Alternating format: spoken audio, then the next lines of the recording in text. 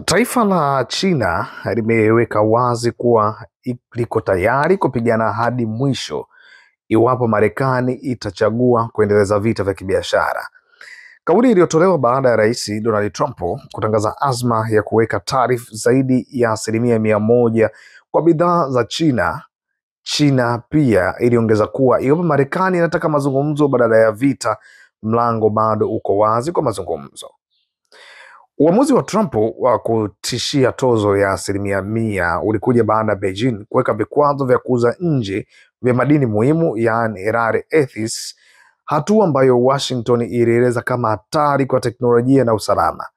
Wizara ya biashara ya China na msemaji wa nje walisema kwamba hatua za Beijing ni za kulinda maslahi ya kitaifa na kwamba China haidai vita, lakini sio hofu kama vita ikitokea. If there is a fight, we will fight to end. If there is a talk, the door is open. Ilisema kauli rasmi ya kwamba kama kuna mapambano tutaenda kupambana, lakini kama wanataka mazungumzo basi mlango upo wazi.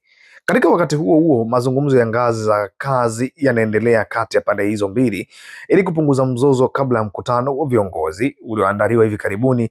Hii ni juhudi ya kupunguza madhara kwa uchumi wa dunia. Soko la kifedha na viashiria vya kiuchumi vinaonyesha wasiwasi.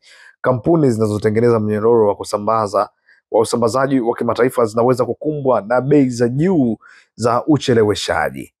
Wataalamu wa sera wanakosa mwafaka. Hatua kali zinaweza kupelekea hatua za kulipiza kisasi, controls, tariffs au vizuizi vya teknolojia na kuathiri sekta za juu za kiteknolojia.